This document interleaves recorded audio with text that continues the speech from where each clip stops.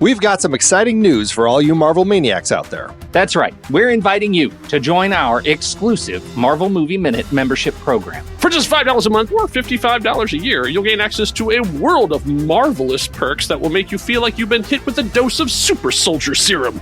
As a member, not only will you get bad puns like that, you'll also get your own private podcast feed delivering early, ad-free episodes straight to your ears faster than Thor's hammer flying back to his hand.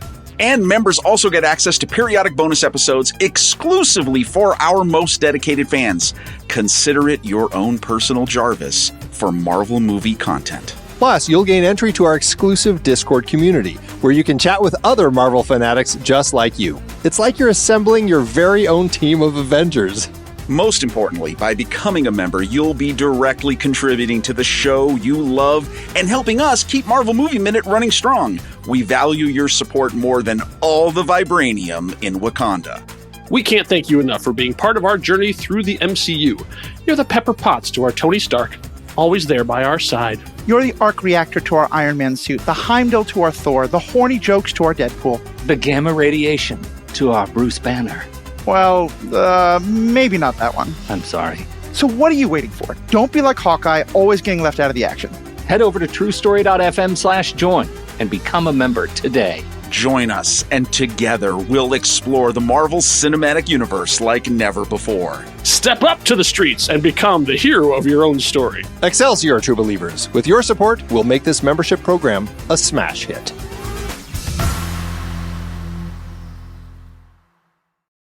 Before we dive in, here's another show you can enjoy in the True Story FM family of entertainment podcasts. Ever wonder where the devil got his horns? How about those cloven hooves? Or that pitchfork? Wasn't he an angel? No, he was a snake. No, he's the great red dragon. No, he's the beast. He's the prince of this world. Prince of darkness. Well, he's the prince of dark. Good morning, star lovelies. One of my names is Lester Ryan Clark. And I sometimes go by Keenan Diaz. And we're the hosts of the brand new podcast, The Devil's Details. What comes to mind when I say Lucifer? How about Satan? What about just the devil? How did the big bad of the Western world end up with so many faces? Join us as we dig up, decipher, and deconstruct the devil's many forms throughout history. Take a guided tour with Dante through the 9 circles of hell. Or revisit Satan's angsty bad boy years in Paradise Lost. Learn the ins and outs of a Faustian contract. Easier than a 1099, but with a hell of a lot more fine print. Slither on over to The Devil's Details on True Story FM and join us in the diabolic discussion. Love and hisses. Mwah! Didn't Al Pacino play him in a movie? Are you sure that wasn't Robert De Niro? I could have sworn it was Tim Curry. That was Elizabeth Hurley. Didn't he go down to Georgia at some point?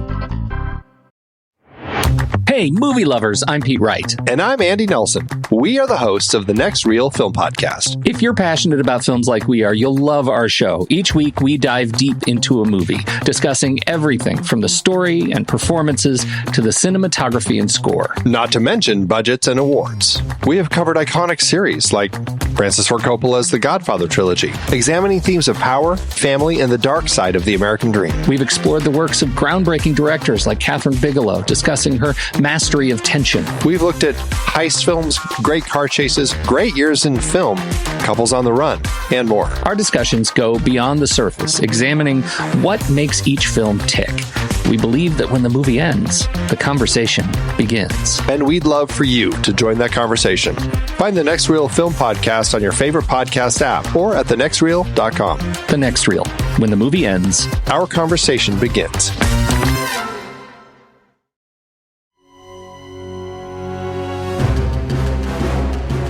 Welcome back to the Marvel Movie Minute, a daily podcast in which we assemble to explore the films of the Marvel Cinematic Universe 5 minutes at a time.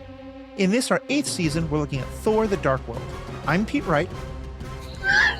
And I'm Matthew Fox. I'm just following the script you have for me. You're doing great. You're doing great. But today, I will say off script, today we are talking about minutes 6 through 10, in which Odin starts out recognizing the difficulties of fatherhood and ends by recognizing the joys of just owning a bird. He does. That's it. That is joy on his face. Yeah. You're absolutely right. I assume this is not going to carry on through the whole movie, but so far, both of our times have started and ended with Odin. I assume we're going to be Odin-free shortly, too. Luckily, the creamy center of this minute gives us some good old-fashioned god fighting. Yeah. You know, it's the kind of fighting that, you know, you think of like, so much of the MCU is sci-fi. And this is fantasy, and it is high fantasy warriors fighting with high fantasy warrior weapons like swords and axes and rocket launchers. Also rocket launchers. You're right. That is a good catch. And rock creatures, which I'm excited to talk about as well. Thor kills a rock creature, and in the later movie, he befriends a rock creature. So, there's a nice little symmetry there. It's all in the family. What goes around comes around, circle of life. Where would you like to start in talking about this particular 6 or 5 minutes, 6 through 10? Why don't we start with the good parts? The conversation between Odin, Oki, and oh my god, it's been a long day, everybody. Loki, Odin, and Loki. We had started with this in the last couple of minutes, or we ended with the first beginning of this. Now we continues, and we get again a nice back and forth. And for me, this little back and forth captures, I think, some of the best parts of the movie, and some of the parts that remind me that we're not quite at the level we were at last time, because. Again, that kind of Shakespearean dialogue, Odin is going on and on about how disappointed he is. And so Loki responds with, if I am for the axe, then just swing it. Just kind of saying, like, if this is all an oration to declare me to die, just get it over with. Listening to you talk about this is just terrible. And I'm sorry. And the exact quote is, if I am for the axe, then for mercy's sake, just swing it. Yes. And that is so powerful. And it's followed immediately by, it's not that I don't love our little chats. It's just, I don't love them.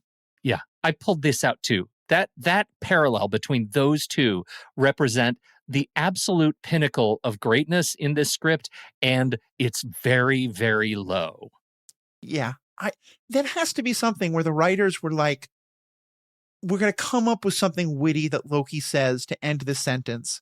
And they just never got around to doing it. And so they stuck in, what if he just says, no, I don't love them? Yeah, right. We're gonna go from the incredible weight, the gift of our two performers to be able to carry the Shakespearean sort of tone.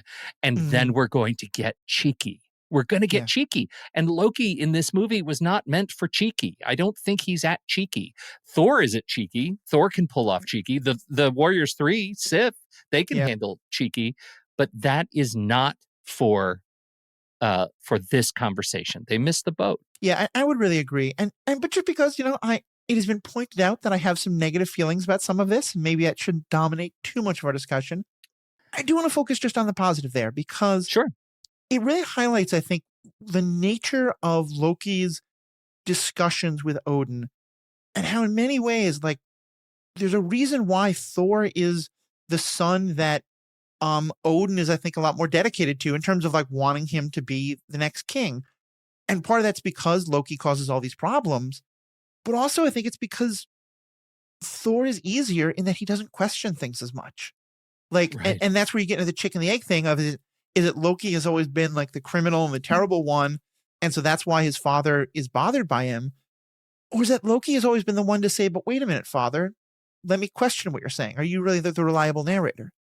Because part of what he's doing there is he's making Odin stop justifying things. He's basically saying, look, if you as a father are going to kill your own son, don't give a long speech to try and make it a heroic, noble act that you're doing. Just swing the damn axe. And that is an aspect of the relationship that I love, and that I think really will carry through into Ragnarok and the rest, where really that is what Loki is doing, is exposing a lot of the truth of what's happening. This is, I think, a central moment, and I think it really captures what I love so much about their relationship. And, it's interesting coming off of our conversation last week when we really dove into the unreliable narrator of Odin, that we now have Odin being much more of an angry warrior father, right? He feels like this performance lends itself to the Ragnarok backstory that we get later, right? Of the warrior god. And I think that's interesting. I didn't remember quite the level of gravitas and bile in his performance in this movie. And he really is. He's coming at it. He's coming at Loki with venom. Yeah, it's really true. And I think that is somewhat understand. It's still the kind of thing where I'm as someone who's soon to be a parent, I can easily wag my finger and be like, no, Odin, you shouldn't do that. But there is multi-galactic war on 8 different realms of reality currently happening because of Loki. And then the scene that comes later in the moment in this 5 minutes, that it is not my favorite, as we'll discuss. I think really helps to underscore that is and I get that idea of like, okay, you made a mistake, but we've been able to contain it and take care of it, and now we have to deal with it, is very different than you started a fire and the fire is still going. And we don't know if my other son's going to be able to put out the fire. In that moment, I can get Odin being a little more upset about it. For sure. I think that's a great way to put it, especially when you put on the parenting mantle that, in fact, Odin is scolding Loki because he's just mad about the position that the family's in with regard to the 9 realms. I totally get that. Now, I can relate. Did you catch the one moment where it sounded like Anthony Hopkins slipped into a Scottish accent with Odin? I didn't. Like, he's generally this kind of like, an English person's version of Norse. It sounds like English, maybe a little like the north of England or something like that. But there was one part of the line, I'm trying to remember exactly where it was. I think it's in the line, your birthright was to die, or something like that. I'm doing a terrible version of the accent. But there's just like one phrase in there. Listeners, if you heard it, please write in and tell us, so I don't think I'm going crazy, that just sounds 100% Scottish. And I don't know if Hopkins is originally Scottish, or he'd done some Scottish, or he was just trying to find the accent there for a moment. But it felt like something slipped for a second, and I wasn't sure what happened. No, I didn't catch it. I think I am taken by his intensity there, and I go deaf to the accent.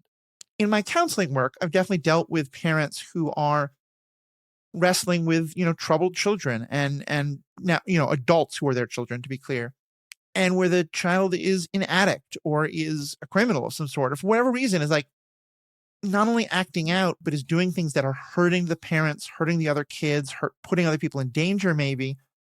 And there comes a point where they have to accept that maybe their first goal isn't to reform or to help or save that sibling. It's to cut them off, or it's to, force them to get into recovery, or to do something that puts to kind of say like, I have done all I can.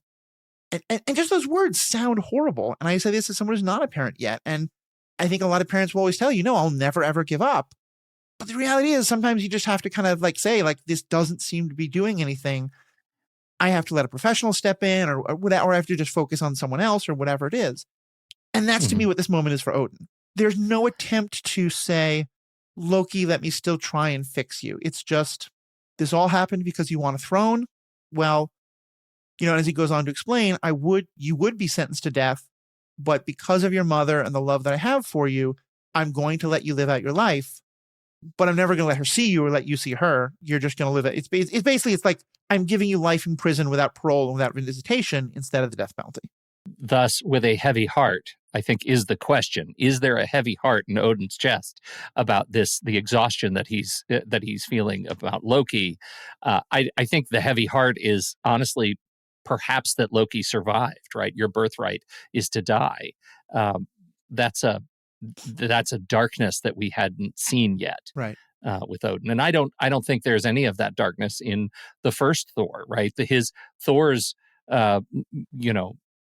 being outcast is a measure again of parenting, not of disowning his family. Right. Well, and let me ask you this, because here maybe I'm being too unkind to Odin, but it does feel like to me in that first movie, one of the reasons, like, I think Odin did love both of his sons, but also it's very important for Odin to have an heir who's worthy of him to take the crown. Mm-hmm. And at that point in time, it was by no means proven that Thor was worthy. I don't think he thought of Loki as worthy, but I do think that there's an extent to which, because that was an open question, it may have been harder to cut off Loki. Whereas by this movie, and granted, he's still going to go through his problems, and we'll talk about them during the battle scene, but Thor has done he did the honorable thing at the end of his own movie. He acted honorably in the Avengers and all of those actions.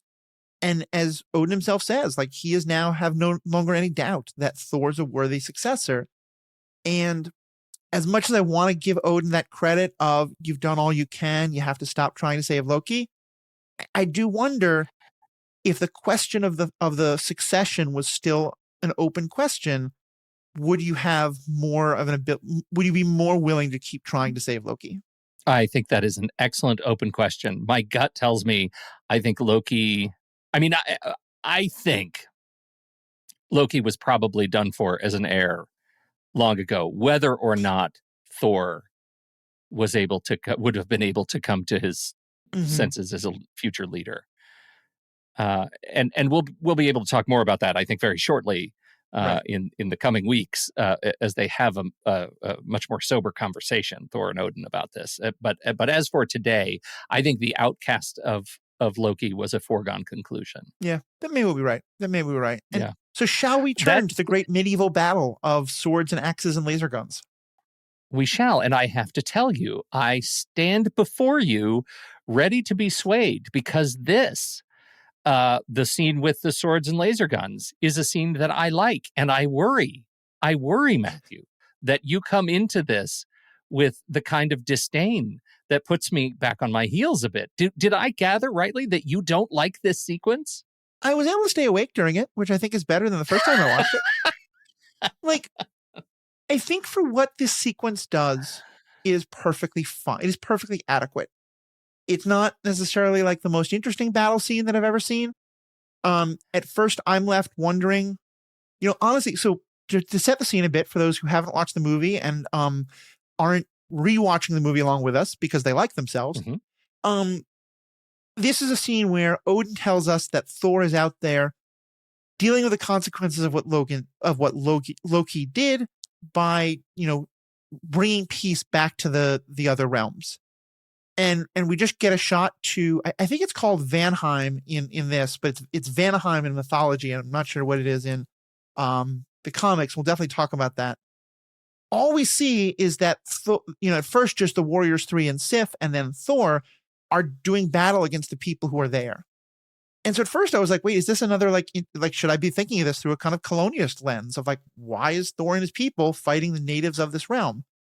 As it turns out, and I don't know if this is mentioned, maybe it was just a very quick mention and you miss it, or it's just mentioned in the comics and other things. These are not the native people of Vanaheim that they're fighting. They're a group called the Marauders, who I know, Pete, you're going to tell us more about. And I think yes, and I will say though, it is Vanaheim. Even the on-screen title is Vanaheim. Okay, I have no idea where I got Vanaheim from, so it's Vanaheim through and through. That's great. Yeah. It's a very interesting realm in Norse mythology, but it's nothing to do with the Marauders. But anyway, I think that because of that, I just didn't have. And I'll grant you, part of it's I never really connected with the Warriors 3 much in the original movie, so I wasn't like, oh my god, look, there's Hogan doing his thing and Sword Guy doing his thing. Especially because the one I liked the most, the fat axe wielding guy, is not there, Volkstoff. But it's we don't know anything about the Marauders. We don't know any context for this fight. It's just, hey, look, there's a fight. And I think, again, maybe I'm just too much of a purist. That is 100% a critique people can make about me. I could maybe start to get swept up in the swords and the axes of it all if it doesn't start with lasers and then the rocket launchers, because it just. And many people love the blending of sci-fi and fantasy. It just doesn't work for me. And so I think that was all reasons why I was like, yeah, this is probably near the bottom of the battle scenes in the MCU. Interesting. Okay.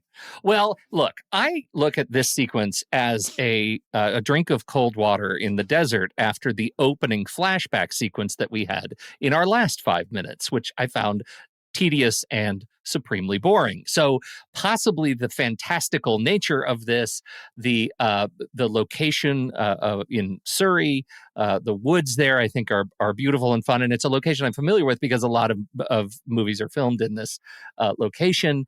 I found sort of a familiarity, and I really do. My inner child loves the joke, the kind of pinnacle joke at the end of this when Thor has his ultimate surrender moment. Yeah. And I think it's all fun and funny. And so I end up bringing, I guess, a bit more dopamine enthusiasm to my viewing of this. I do think there's some real humor, and I'll talk about that in a second, but I'll just say I thought the battle against the Dark Elves was much better. Okay. Because as bad as I think it is, because I know that has context, and I'm getting the context in the worst possible exposition dump kind of a way, but I still have context, and I know that it has meaning, and I know that what's happening there is going to have an effect later on. Right. I think this one, to me, what works about it is it feels like there's a moment about partway through where it's almost like some of the glimmers of the side of Thor that Taika Waititi is going to really find in Ragnarok. You're right. That moment of like, well, I accept your surrender. And it's especially because when everyone laughs at him, he grins along with them. And that was the first time it felt like this character is in on the joke. And then I was like, oh, okay, that's what Waititi saw. And that's what makes Ragnarok so good. So yeah, I will agree. That moment is fantastic. You came with optimism. I come with pessimism. To meet your optimism with a dose of familiar pessimism that I think you will appreciate. That is that I think the Battle of Vanaheim is very important, and I think the movie undersells its importance as the final battle that Thor has sort of led in this charge to clean up the Nine Realms. And it is supposed to be the climactic end to the War of the Nine Realms, in fact, and ending a period of mass chaos and all of this that stemmed from the destruction of the Bifrost. You remember the Bifrost? It got destroyed. So we're now trying to figure out how to rebuild so much. And I think this sequence, while it's a fun action sequence with a funny gag at the end, I think undersells the level of import to the end of this that I think is I noted that it just feels it's like it's a little bit of empty calories, and I'm okay with that. Sometimes you got to eat a hamburger, but in this case, it's a little thin. Yeah, and I think if they had established any more of that, I think during the last 5 minutes, I said that even as bad as the exposition was, I feel like if you're going to do exposition, you needed more of it because it just didn't give enough context. I felt, and again, I don't want it to be an Odin exposition dump. If this scene had come 15 or 20 minutes into the movie, after we had learned more about that, or we'd seen just flash of the other battles, or some other way of establishing that story. But I mean, even now, having watched it, having read about it, I don't actually know what's the connection between the Bifrost being destroyed and all this happening. And is it connected actually at all to what Loki did? Because if that's the case, then it's Thor who destroyed the Bifrost. Now, granted, he did it to deal with his brother to stop Loki. And what was happening, right? I think he actually does it in part to try and stop Loki, but he's the one who made that choice, and so there's nothing about how is Thor wrestling with. Does he have a sense of I knew I needed to do this, but it's my mess I created. I have to that actually be a great thing for Odin to have talked about that, the maturity of Thor recognizing that. But you're right, we get none of that, but. Yeah, because here I am left to fill in those blanks, right? I'm left to fill in the fact that Thor's doing this cleanup, this interstellar cleanup, as a way to, make good on the fact that he's partially responsible for it. That's not. It just feels like another action sequence, and I think it's a missed. It's a missed opportunity. It's a missed opportunity to actually ground this thing in a more interesting shared universe. And speaking of shared universes, in Ragnarok, Scourge says, "Remember when we fought together at the Battle of Vanaheim?" This battle, this scene. This is a 2-minute scene. Feels its echoes throughout the Thor shared universe and the MCU, and I think that's a thing that it almost feels like they didn't know. They didn't know what they were doing in this opening sequence, which could have been something grand and memorable, and instead we're having to research what the hell was this about. I probably watched Ragnarok 6 or 7 times. It's one of my favorite movies, and so I've heard Scourge say that line. And even after watching it literally 10 minutes ago, as well as rewatching the whole movie 2 weeks ago, I didn't make that connection until you just said it. Because that's how little weight this scene carries for me. And now, again, let me be the more positive one. Let me say one positive thing that is subtle, but I think important that they do in this scene, which is that in the first movie, in the battle scenes, in the banter that Thor has, particularly with Lady Sif, there is a note of flirtation. It is more from Lady Sif's part, And Thor seems it's more kind of like, I like flirting because I'm a flirt and I'm playing back with you rather than being actually interested in you. But there's definitely a flirtatious banter to them. That is not to be found in their interactions here. They still have banter with each other, but it feels to me much more like brother-sister banter. You know, she has the great line when the big rock monster shows up where she's like, okay, you can have this one. You know, earlier and that's a play off of him showing up and her being like, I've got this. And him saying, well, is that why everything's on fire? And I just thought that was a nice recognition again of he now has his heart is taken. And that is hard for Sif. And I think we're going to see more scenes in the future of her, you know, being sad about that. But I think they have clearly shifted away from playful banter flirting into a stage where they're like, due to what's happening in Thor's heart and stuff like that, that's just not a part of our dynamic anymore. And I appreciated that the movie showed us that, even though it was like they don't hang a hat on it. You have to look for it, but it's definitely there. Talking about the Marauders, when you watched the Marauders this time, did you have any connection, or did your brain spark any potential connection to other groups across the MCU of these kinds of, you know, bandit, pirate, Vikings? Yes, but I don't think in the way that you're thinking of, because what resonated in my head, and again, because I was thinking as I watched it, these are the inhabitants of Vanaheim, not that they were this outside group. But part of my thought was, oh, okay, once again, the MCU is having the good guys look very pretty humans and very white, whereas the people they're fighting, who are terrible and evil, and we don't actually get a reason why they're fighting them, just because they're bad, are dark-skinned and look like orcs and monsters and scary things out of nightmares. As you say it, I'm honestly, when I'm thinking of like the other people in the pirate world who the Guardians of the Galaxy people encounter. Those are Marauders, aren't they? They're not Marauders, but that's what I thought. And I am here to disabuse both of us of that connection. Okay. So in the MCU, the Marauders are here a ragtag coalition of pirates, scavengers, and interstellar lowlifes who operated across the 9 realms. Now, I say that because it sure does sound an awful lot like the ragtag coalition of pirates, scavengers, and interstellar lowlifes who operate under Yondu in the Guardians of the Galaxy franchise. Those, in fact, are the Ravagers. And of course. Now that I say that out loud, I remember they are the Ravagers. It's just a thing, but they sure do look alike. The interesting thing about the Marauders is these are an artifact of the MCU. There is a group called the Marauders in the comics. They are mutant assassins, and they were assembled in the comics by Mr. Sinister, an X-Men villain. Mm-hmm. And it debuted in the Uncanny X-Men right around 1986. So we have Marauder members, and in fact, some of the X-Men villains that we know, like Sabretooth, were in fact considered Marauders. They are not these Marauders. There is no connection between the comic Marauders and the MCU Marauders. It's just another time where we're reusing a name across the universe because we need a name. And here we are.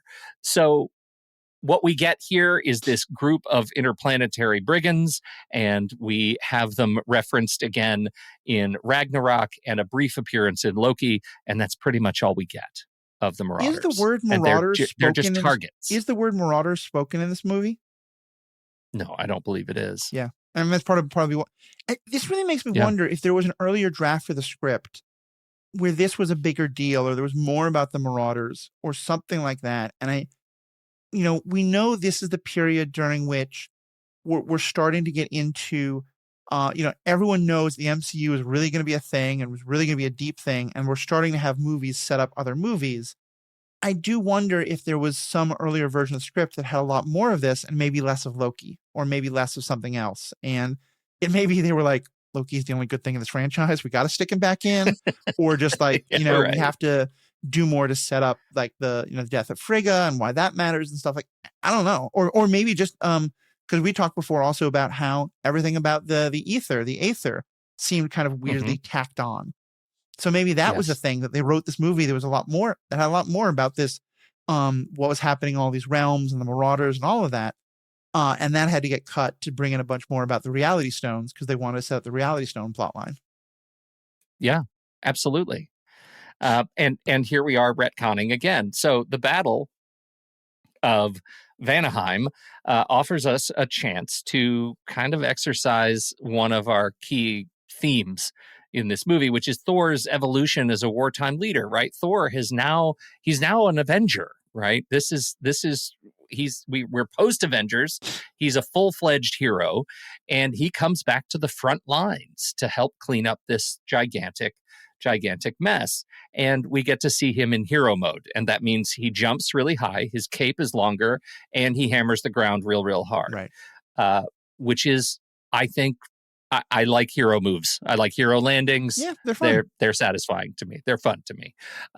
We also get to see, I know our longtime favorites, we get to see Lady Sif and Hogan, Fandral, and Volstagg at work. And they're, this is the last time we see them in this movie. Is this it? I think so, yeah. Or do we get them at the end? I think we see a little bit more of Sif later on. Hogan specifically kind of gets dismissed. They tell the actor, you've done enough because, again, Hogan is he is from Vanaheim. He's not from Asgard. We'll get into what that means from the mythology at a later point. But I think there's nothing about that for Fandral and Volstagg. Volstagg, I think, isn't in this, is he? Or did I blink him? No, I think he is, but it's a different actor. It's Ray Stevenson. Okay. And same actor. We like Ray Stevenson quite a bit. Yep. And he has passed on, sadly. Yes. Oh, so sadly. But we do get some hero moments, and Lady Sif is doing a fantastic job. And yes, he is in it. He's fighting with his axe, and he dodges a bazooka. Right. Ray Stevenson is an exceptional actor and died. I think production was finished on the Star Wars show. Yeah, he was in Ahsoka. He played a very interesting character, but he's not going to be back for Ahsoka season 2, obviously, which is sad. Right. But yeah, we get to see some fun moments. We get to see that not all the rocket launchers are actual rocket launchers. Some of them are arrow launchers, which is a little better at least. And Sif stops one of them with her shield. I didn't quite have the hero moment that you did with Thor I think it's because I didn't understand the context of the battle. As the battle goes on, I can kind of fill this back in. But at first my thought was, Thor, if you're supposed to be leading them, why are you showing up so late? And I think what we're supposed to learn is that Thor was actually like doing some other battle, but this was supposed to just be Sif. He wasn't supposed to be at this battle, but he shows up at a hero at the last moment to save the day. But again, I have to do the work to fill that in. Because at first I'm like, why is Thor showing up late? And they kind of tease him about showing up late. Yeah, they do. It is. He was cleaning up another of the realms, and now he's ready to clean up on this one. And I am glad he does, because I do like this moment where we get the stone monster. We get some just rallying and fighting, and that's about 2 minutes of this thing, where we do get to see a lot of the Asgardian elite force come in and start cleaning up the Marauders. But the real action, the real change in the tide of the battle is right around that third minute of our 5 minutes, when we get the stone man Cronan to fall, and that's the joke. That's the joke that this entire battle has been setting up. The Cronan beats the ground. He screams real loud. You can tell the Marauders think this is done. This is Indiana Jones against the bad guy in the market, twirling the sword, whip versus sword. Yeah, exactly. Gun versus sword, and that's what we get. It's a standoff, and Thor has the upper hand. This, according to Marvel Cinematic Universe wiki, the date of death at the end of Thor's hammer, when he is torn to gravel, is November 13th. 2013. There we go. This is the date of death of Cronan, the Stone Man. Which apparently, important to know, it is not fall on Vanaheim. So perhaps Vanaheim is, of course, it's its own realm. It shouldn't have our dating system. But it is, because it's a beautiful, lush summertime, which does fit the mythology that I'll get to in a second. And I will, again, here a moment of praise, a great kind of moment of foreshadowing that this fight is going to go very well for Thor. as you pointed out, Thor gets to do the hero move where he, bashes his hammer on the ground and we see lightning shoot out and we see everyone fly back. This guy, Big Scrog the Rock Monster, pounds his hammer against the ground and it just makes a loud noise, but literally nothing else happens. And I remember thinking okay, that's a nice way of telling us this guy's not going to be a challenge. Well, what's funny about it is he's composed of dense stone, according to lore. He bears superhuman strength, which you would imagine strong enough to launch a soldier with a single swing. He does have those sort of troll-like moments that we get, and stamina. As a creature of stone, he fights without fatigue. So he never tires. That's got to be annoying if you're him. But it does say last on the list here, he's resistant to most attacks, but not to, guess what? That's right, Mjolnir. And who is, really? No one. You can't stand no one. Even Kat Dennings is still trying to figure out how to pronounce it, but she loves her little Mjolnir hammer. Mjolnir hammer.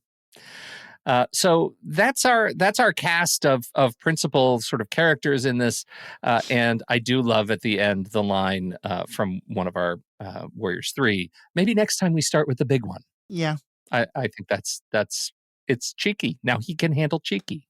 Yeah, and a little bit of humor I think is fine. And I think in the last movie it was this nice contrast of Thor kind of standing against it, and this one I think. He is more mature, but he's also joining in with some of his own beats of it. And I think that's kind of a nice thing. Mm-hmm. I do too. I think it's interesting to note, you can kind of imagine if you followed any of the,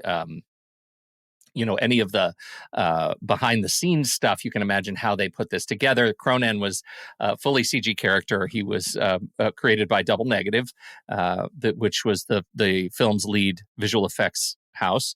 On set, he was represented by a stand-in performer and a large rig and prop to hit eye lines for the other actors, and pretty predictable rock structure sculpting for those textures.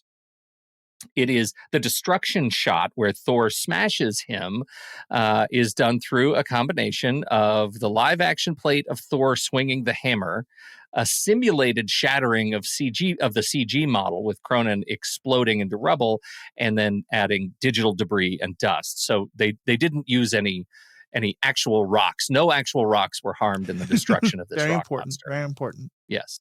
We get that little moment after this, as all of the Marauders put down their weapons on anybody else, that the war is over. The battle to clean up the Nine Realms is over. And at some point, we're going to transition back to normal life. And that means Thor, he sets Hogun at ease and says, stay here, rebuild your realm. And then he's going to go home. He's going to hoof it back to Asgard and check in with Dad and let him know that things are, things are going according to plan. We've done what we need to do. We have to get there first, and that leads us to our tour of Asgard. Right. And I will say I missed that.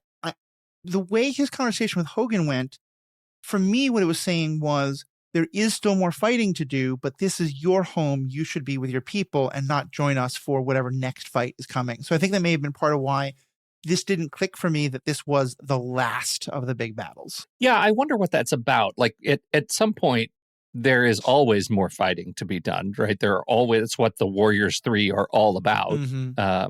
That and, chickens. But I do think there is, there is a sense of finality to this, and we need there to be a sense of finality so we can trigger what comes next, because the Marauders are not our principal bad guys. This is just what we were doing in the meantime. Right. And I think there is that is a strong tradition in action movies. A lot of times Bond is finishing up his last big caper right before the credits kick in, and we've had that with others. Mm-hmm. It just is a little weird here because I think we are used to that first battle is going to connect to something. The first battle in the first Thor movie is against the Frost Giants. And so right. I think having one that just is not connected to anything just feels weird. Can you tell me a little bit about the Norse connections? How much of this should I believe is a documentary? So it is very much not a documentary, but they are at least taking the names of things. So, and this is coming both from my deep dives into the history of it, and also, as I said, the Norse gods are still worshipped today by people who follow the Asatru and other forms of heathenry, worship of the Norse gods, the way there are pagans who worship the Greek gods and other pantheons out there. Fairly small, but notable religions. And so many of them call themselves Asatru because they follow primarily one form of gods who are the Aesir. And the Aesir are from Asgard. In that they're called the Aesir, not the Asgardians. But it's the people we are mostly thinking of: Thor and Loki and Odin and Heimdall and all those people. Mm-hmm. A kind of mirror realm to that is the Vanaheim, and that is populated by the Vanir. And the Aesir and the Vanir are often seen as, at times, being like working together, at times in conflict. There's part of the mythology is that they had a great war at one point before they formed peace. And the realm of Vanir is seen as a land of fertility and wisdom, and often the ability to see the future in some ways. Two of the prominent gods from there are Freyr, who is the god of fertility and prosperity, and Freya, who is the goddess of love, beauty, and fertility. In some versions, Freya and Frigga are often different names for the same goddess.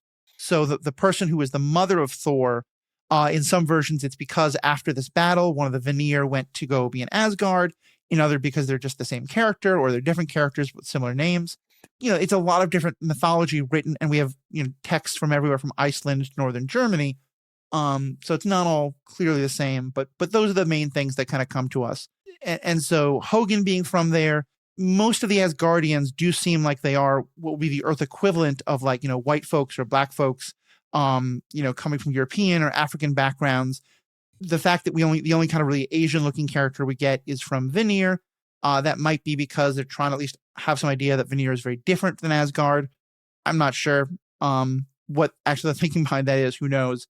But that's kind of the idea. And the idea, though, that this is ever a realm that is conquered, and therefore that the Asgardians need to come and protect, that is completely I was going to say fabrication, but it's there's nothing wrong with it. It's just a creation of the MC of Marvel Comics, in that they have their own gods who are very good at protecting themselves, including sometimes from the Asgardians. It's fascinating just how much they get away with taking from this sort of Norse mythology, rewriting our understanding of the relationships with these characters by way of comics. I think it's fascinating.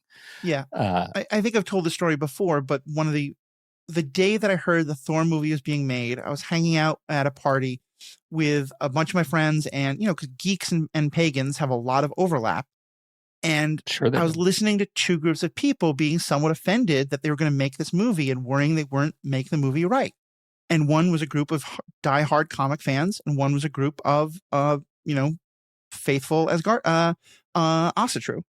And so listening to these two different people who were like, Thor is the god I worship, and Thor is the comic book character I love, and we both are worried that this movie's going to screw him up, was kind of surreal. That leads us, I think, to Asgard. Do we need? How much do you want to talk about your appreciation of the city of Asgard?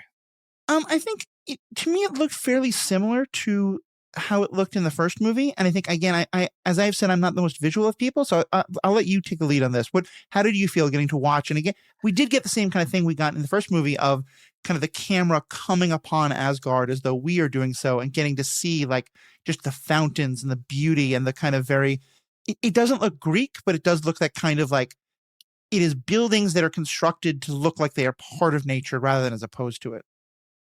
Yeah, we're erupting from it, right? But I do think we start with a hero moment that I can't let pass without some exuberance, and that is the transition from Heimdall's bridge, right? The light that comes down from Asgard to the hero moment as the camera tilts up and we realize, oh, we're no longer in the beam carrying Thor back. We are skating across this new Bifrost, right? This new bridge leading us into Asgard. And I think that hero shot of the bridge is really fun and colorful. And I love that we get to essentially pass through the city gates ourselves.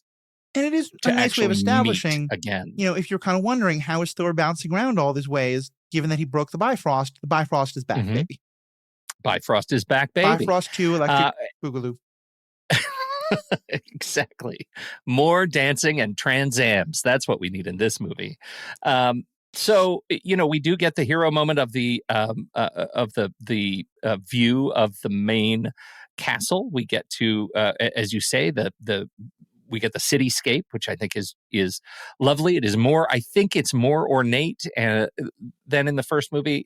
This Passover, I think it's just a relic of improving technology and what they are able to, the kind of detail they're going with to render in these things. It just looks good, and that leads us straight into the city at play. Mm-hmm. We get scenes of giant stanchions supporting massive structures and waterfalls, the endless waterfall flowing about. And then, as you brought up, Odin with the bird on his arm. Yeah, which is a very classic pose of him in kind of like some of the statues and artwork that are passed down to us from the Norse mythology of him having the ravens on his arm. And if you think of Game of Thrones and the character of Jorah Mormont, who often has a raven, that I think is very much a intended reference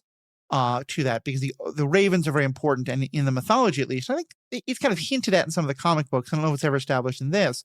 The ravens often talk to him and provide wisdom to him, sometimes telling him the future or speaking in riddles or prophecies, sometimes just being like, hey, dude, this is going to happen. But he definitely communicates with them. I can't pronounce it effectively, I don't believe, but I think in the mythology, the ravens are named Hugin and Munin. I believe that is close. Thought and memory. Yes. And I love that. Like, I love the idea that these ravens represent such a part of Odin's identity. The fact that we have a direct nod to that by having the raven on Odin's arm is lovely. Right. And it's also in this connection to, and I talked about this a lot more during the Marvel Movie Minute of the first Thor movie. Part of why Odin has the eye patch is that he sacrificed his eye to gain wisdom. And there's a couple different versions of it, but basically, like, he had to give that. It's the idea being that he had to lessen his ability to see this world in order to have the wisdom to see, like, the broader picture. Right, which is an important nod to how he is portrayed on screen. Right, when Odin has the raven on his shoulder, it's usually a symbol that Odin is in complete control of a larger picture, that he's aware of more than he would ever let on, and in fact, that when he doesn't have the raven, or that the raven is out there doing some sort of his bidding, right? That he is aware of so much that the ravens become an extension of his identity and his reconnaissance. And I think that's an important thing for the king. Yeah. Thor doesn't have a bird. Does Thor inherit a bird? I don't know. Yeah. Does Thor even want a bird? Would Thor have a choice? Who knows? One thing I was going to bring up in our kind of connection to the larger MCU, I will say that this is happening the same year as a lot of important stuff is happening, but this movie actually happens, like, compared to Iron Man 3 or some of the others, this movie happens over a very short period of time, maybe 4 days total.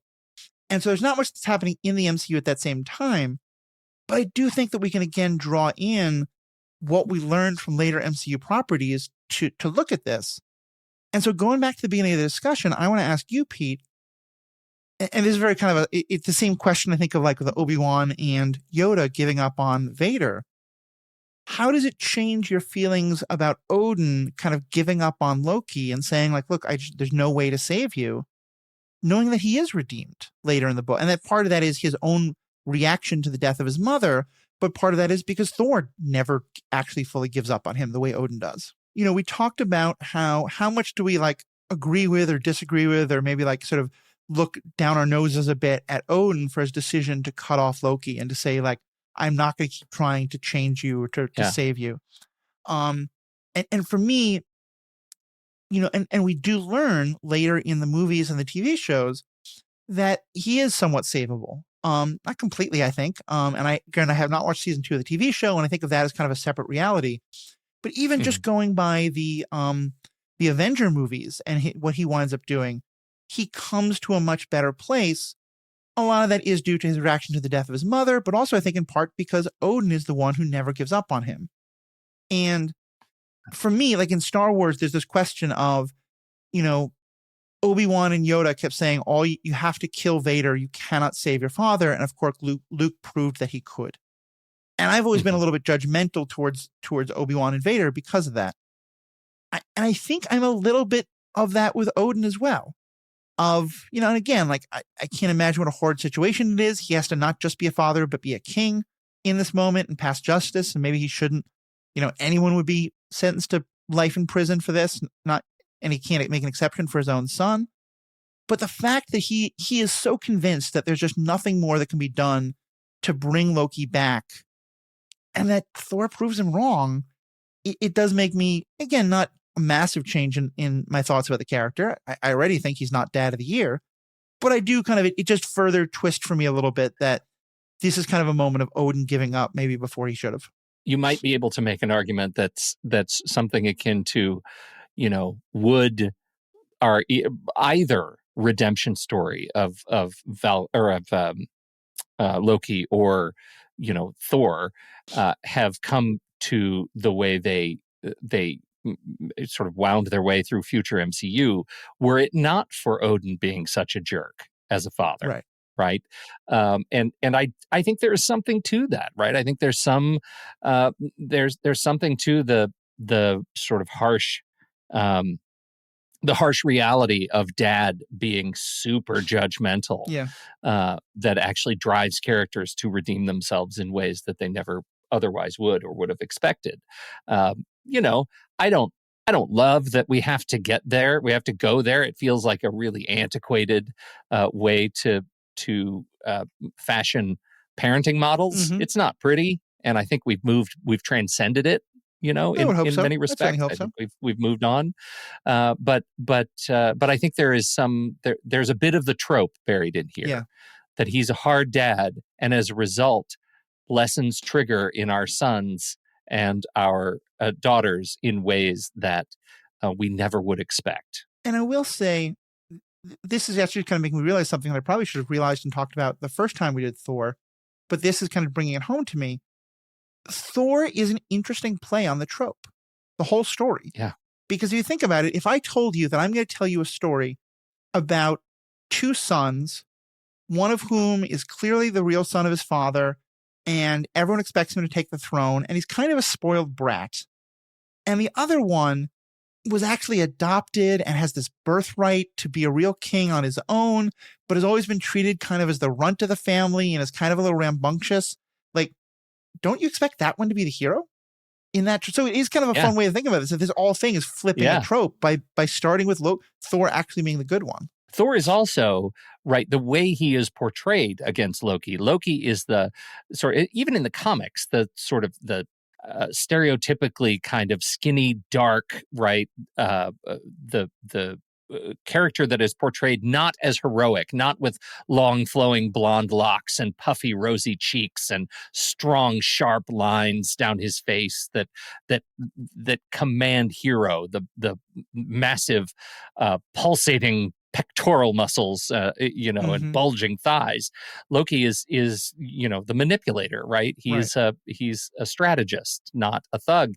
But by all rights, this is a traditional story of children going in different directions. Like this, you're absolutely right. The redemption story belongs to Loki and not to Thor. Somehow Thor, the already handsome and perfect vision of a hero, gets the hero arc. Yeah. And they create a character, Loki, who's also lovable with a lot to learn. And they wind their way to a sort of redemption that takes, 3-4 movies and a series? And multiple timelines and all kinds of shenanigans. Yeah. That's fascinating. That's an interesting way to look at it.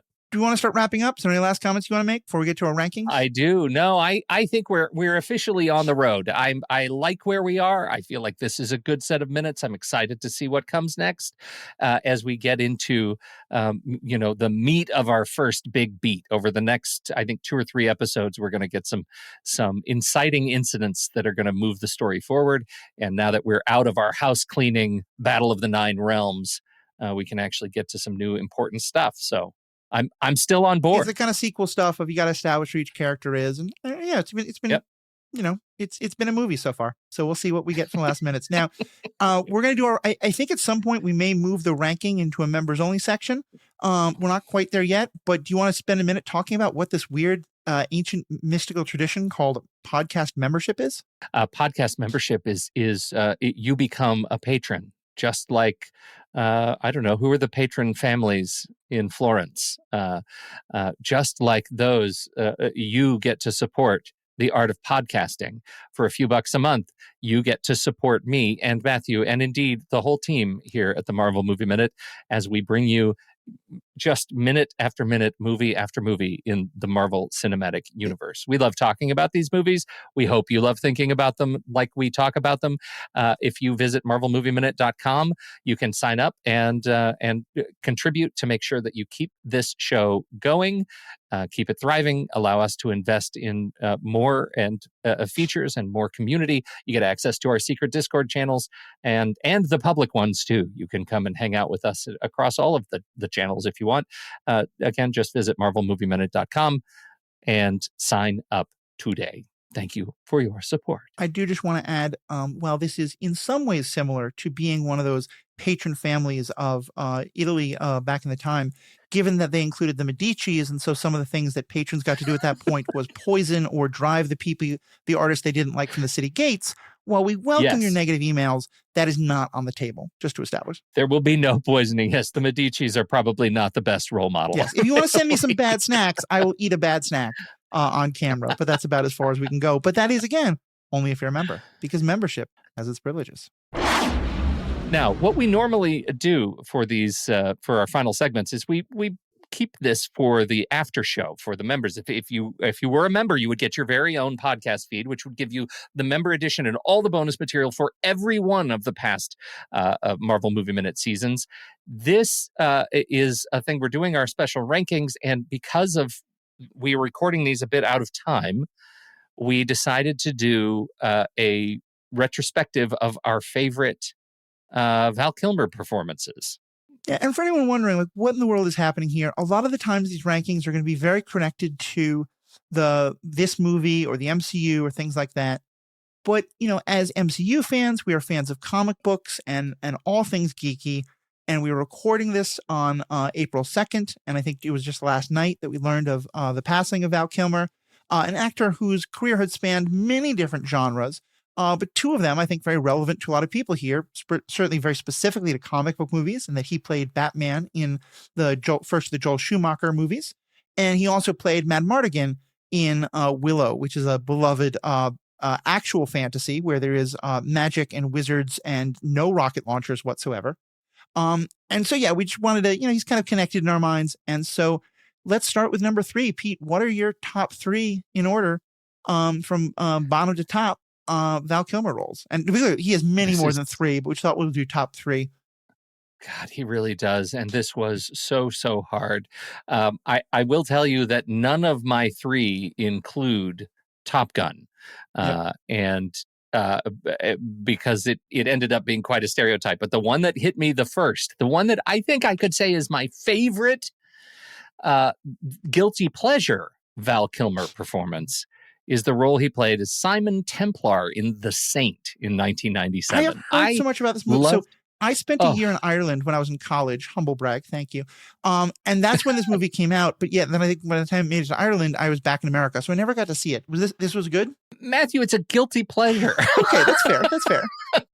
No, I think it was good. I think it was good, and in fact, I have kind of a rule of thumb. If it's on IMDb over 6 stars, that means it's over 3 stars on Letterboxd. That generally means it's absolutely watchable, right? It is whether or not you love it is your mileage may vary, but at 6 stars, this is a 6.2. On the IMDb scale for me. And so, yes, I think it's doable. It's him wearing a lot of wigs and mustaches and being a spy, a thief for hire. And Elizabeth Shue is in it. It's just a really charming kind of a caper. Nice. Caper film. And so I think it's worth seeing. A lot of people in my group don't care for it. That's fair. It's rather silly. Well, but for me, it's a hit. What's yours? I will quickly just say that as an honorable mention, because it's a very guilty pleasure of mine, is the TV show Entourage. And it is a show that has not aged well. It's about a bunch of Hollywood boy children. It's kind of based on Mark Wahlberg and his sort of crew when they were young. Very funny show, horribly sexist and misogynistic. Not aged well, as I said, but in one episode, Val Kilmer plays this old hippie type called the Sherpa, who is pretending to be this, like, man on a mountain native shaman of, Nepal or Tibet or something like that, but really is just a pot dealer who's taking advantage of young women. And again, the show's not even getting into that, but he's just hilariously funny in that role. My actual number 3, like you, as much as I love him in Top Gun, I don't think it's a very memorable role necessarily. Watching him without a shirt play volleyball probably had something to do with me realizing I was bi not too many years later. But beyond that, it's not the best performance. My number 3, though, is going to be as Batman. And I used to be one of many who did not like the Joel Schumacher movies. In part because I was a young kid when the Michael Keaton came out. That was my Batman, dark and gritty. And then when someone pointed out, he is a very honest Batman portrayal if you're basing it off the Batman 66 TV show. And the comic, and Joel Schumacher has said that he wanted a campy version of Batman. And in that understanding, I actually think he's pretty good. And I think he is, like the Michael Keaton version had gone away from Batman, Bruce Wayne, the playboy, and made it Batman, Bruce Wayne, the neurotic recluse. Val Kilmer was a playboy. Val Kilmer made us believe that Bruce Wayne was this party animal, rich billionaire type who, Tony Stark would probably gotten along very well with, but also was hiding all this pain and darkness and depth to him.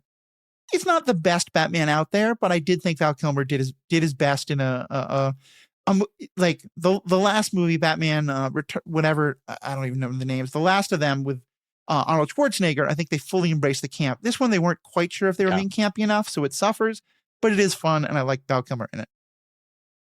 Okay, Val Kilmer. We've got Val Kilmer Batman on the board. This was Nipple Batman, right? This was I think George Clooney is Nipple Batman.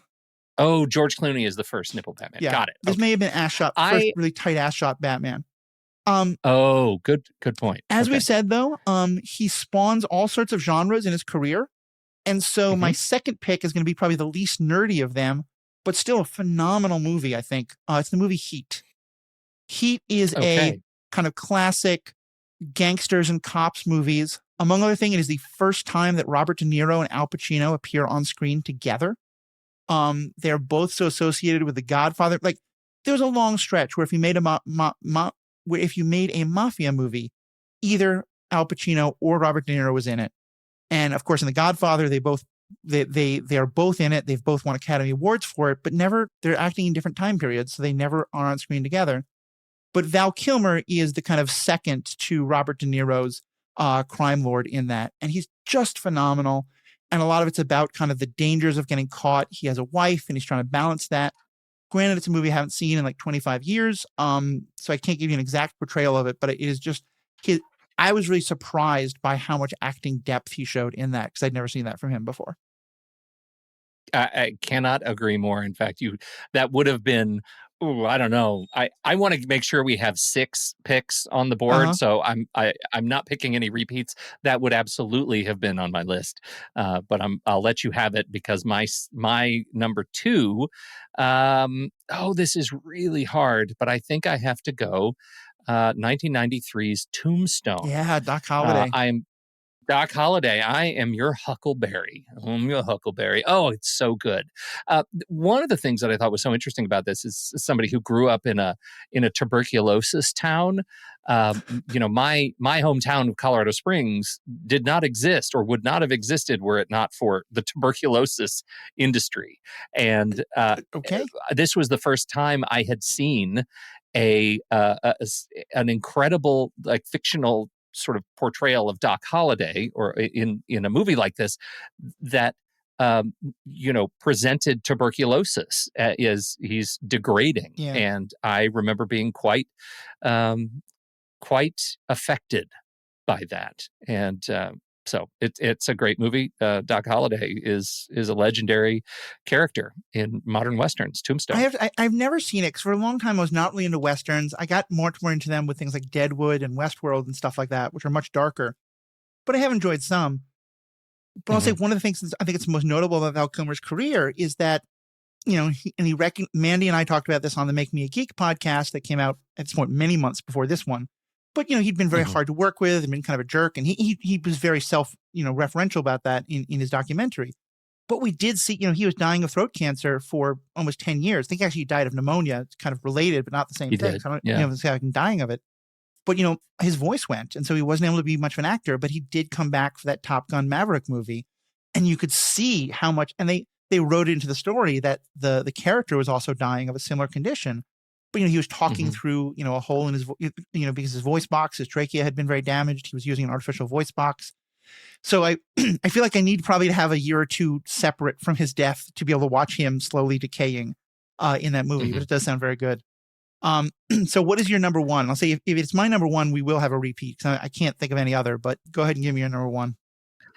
Oh, no. All right. Well, if I have to do a number, I could give you an alternate number one. Let's see how this goes. I remember trying to model my life after this character, and it might be it might be the first Val Kilmer movie I saw, 1985's Real Genius. He plays the prankster science prodigy, and I am here for that movie. Yeah. It was fantastic. It's actually not about Val Kilmer, right? The movie is actually about, this another wunderkind who comes to, fancy engineering school. And we get this character who is in Val Kilmer, who is the brilliant science prodigy who doesn't relate well to authority. He has no problem speaking truth to power and showing disrespect where respect is expected. And that example of being able to be smart and funny and charming, I thought was like, that's a triple threat. What do we have to do to do that? Like start wearing funnier logo t-shirts? I don't know. But I was a kid when I saw this movie, and I thought that's my new role model for a number of years is Val Kilmer in that movie. Well, I love that because I think the one that is my first choice as well was also a character who I kind of imprinted on at a young age, and has a lot of the same characteristics, but also has this real, he is utterly convinced of his own greatness, even though there's no evidence whatsoever of it. And he's kind of able to just find his own greatness till it appears. And that is Mad Mardigan from the movie Willow, 1985. And he's not really the star of it. But he's kind of Willow is very much the main character. Willow goes through this adventure and picks up people along the way to join his team. And Mad Mardigan really only joins maybe about a third or halfway through the movie, but is just he's the romantic lead. He is hysterically funny. And he really was just such a wonderful image of a hero who isn't like the Thor hero. He's much more self-effacing. He's much more I'm going to fall on my face, but I'm going to get back up and I'm going to do the heroic thing. And Willow is just such a beautiful movie. I think there's a lot to recommend itself to the Willow TV show as a separate entity, but it broke my heart the first time I saw it because it is just not in any way a continuation of the Willow movie. Even though the same character is in it, the same actor, Warwick Davis, doing his best. And I think in part it's there's something just very, very 80s about the movie Willow. And I don't know if you're not a child of the 80s, if you can find it in yourself to love it. But for those of you who are, it was just a phenomenal role and a phenomenal movie. Okay, so you're forcing me to throw in my honorable mention, which is, I just have to say it. The movie in some ways doesn't age well, but my goodness, do we have a Marvel tie-in. The movie is Kiss Kiss Bang Bang. The character's Gay Perry, and he is a fantastic private investigator. He is just noir cool, but it's a Shane Black movie, and some people don't have a taste for Shane Black. Of course, it also has Robert Downey Jr. That's fair. And there we go. That's fair. Well, interesting. So Willow wasn't even in your top mentions at all. It was not. Well, I think it really says something about look what we had for this actor. We have a DC Comics movie. We have a crime movie. We have an 1800s Western movie. We have a swords and sorcery fantasy movie.